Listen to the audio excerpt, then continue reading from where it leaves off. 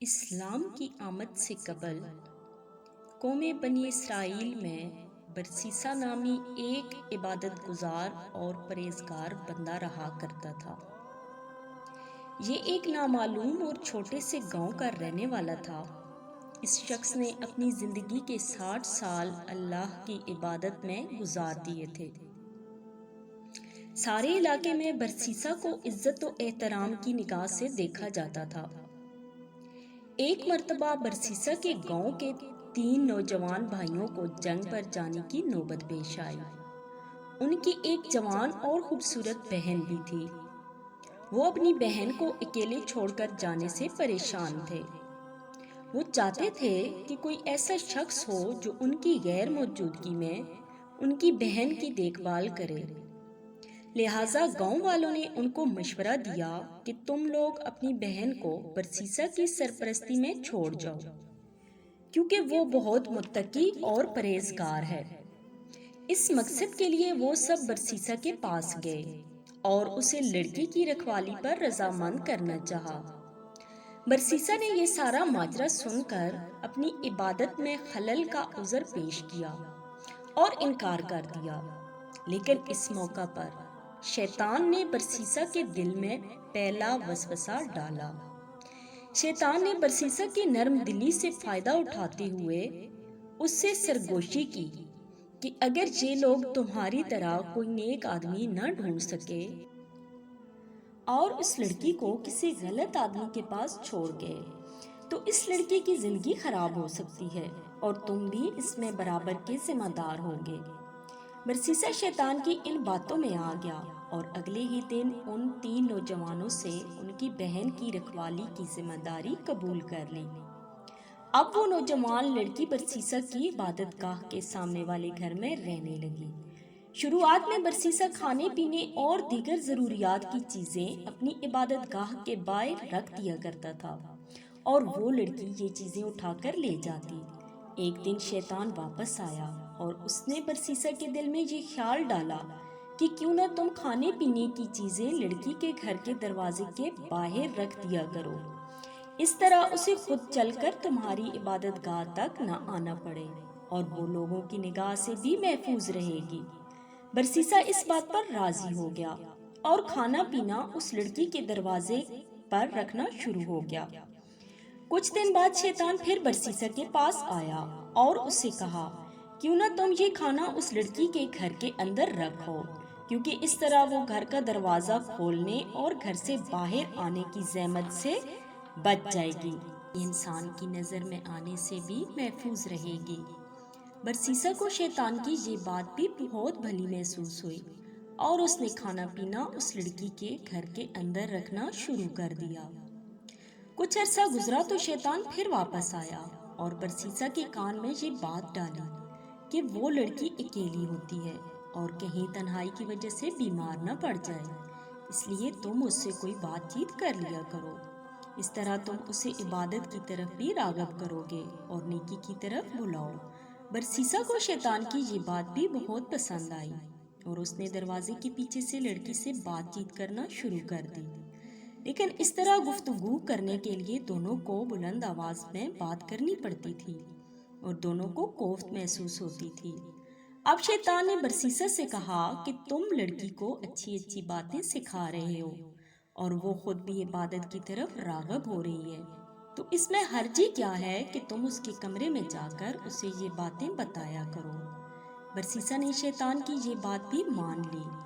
آخر کار شیطان ان دونوں کو ایک ہی چھت کے نیچے لانے میں کامیاب ہو گیا۔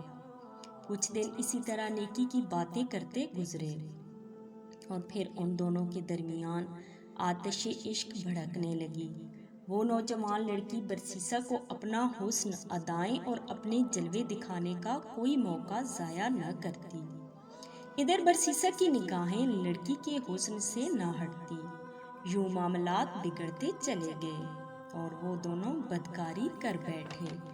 کچھ عرصہ اسی طرح گزرا اور پھر لڑکی حاملہ ہو گئی اور جلد ہی اس نے ایک بچے کو جنم دیا۔ اب شیطان دوبارہ برسیسا کے پاس آیا اور اسے ملامت کرنے لگا کہ یہ تم نے کیا غضب کیا، یہ بچہ تو تمہارے گناہوں کا منہ بولتا ثبوت ہے، تم اس بچے کو قتل کر دو ورنہ اس لڑکی کے بھائی تمہیں قتل کر دیں گے۔ لہٰذا برسیسا نے اس نومولود بچے کو قتل کر دیا اور اس بچے کی لاش کو اسی کمرے میں دفنا دیا جہاں وہ لڑکی رہا کرتی تھی۔ اپنے بچے کی موت کے بعد وہ لڑکی گمسم اور غمگین رہنے لگی۔ لہٰذا شیطان نے برسیسا کے دل میں یہ وسوسہ ڈالا کہ تم کیا سمجھتے ہو کہ یہ لڑکی اپنے بچے کی موت پر یوں ہی چپ بیٹھی رہے گی؟ یہ کسی نہ کسی کو اس راز سے ضرور آگاہ کرے گی۔ سو برسیسا نے اب اس لڑکی کو بھی قتل کر ڈالا اور اسے اس بچے کے ساتھ دفنا دیا۔ کچھ عرصہ بعد اس کے بھائی واپس لوٹے تو برسیسا نے انہیں بتایا کہ ان کی بہن بیماری کے باعث اس دنیا سے جا چکی ہے۔ وہ ناچار روئے دھوئے اور اس کے لیے دعائیں مانگی اور اس کی قبر کی زیارت کے بعد واپس چلے گئے۔ برسیسا کے تقویٰ اور پرہیزگاری کی شہرت ہی کچھ ایسی تھی کہ کسی نے بھی اس پر شک نہ کیا۔ لیکن ایک رات شیطان ان تینوں بھائیوں کے خواب میں آیا اور برسیسا کے کرتوتوں کا پردہ فاش کیا اور ساتھ اس جگہ کی نشاندہی بھی کی جہاں ان کی بہن اور اس کے بچے کی قبر موجود تھی۔ صبح اٹھ کر جب تینوں نے ایک دوسرے کو یہی خواب سنایا تو انہیں یقین ہو گیا کہ یہ خواب سچا ہے۔ چنانچہ تینوں برسیسا کے گھر پہنچے اور اصلی اور نقلی دونوں قبریں کھود ڈالیں جہاں سے انہیں لڑکی اور اس کے بچے کی لاش مل گئی۔ اب یہ تینوں انتہائی غضبناک ہوئے اور برسیسا کو پکڑ کر سزا دلوانے بادشاہ کے پاس لے گئے۔ برسیسا جانتا تھا کہ اب اسے سزائے موت ہو جائے گی۔ شیطان اب آخری مرتبہ برسیسا کے سامنے ظاہر ہوا اور اب اس نے برسیسا کو اپنی اصلیت سے آگاہ کر دیا اور یہ مشورہ دیا کہ اگر وہ اس سزائے موت سے بچنا چاہتا ہے تو شیطان کو اپنا آقا مان کر اسے سجدہ کرے۔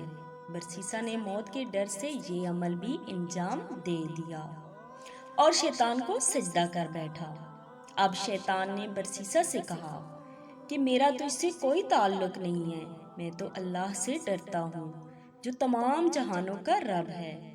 شیطان یہ کہہ کر چلتا بنا اور برسیسا کو سنگسار یعنی پتھر مار مار کر قتل کر دینے کی سزا سنائی گئی اور اس طرح بنی اسرائیل کا یہ مومن راہب کفر کی حالت میں مرا۔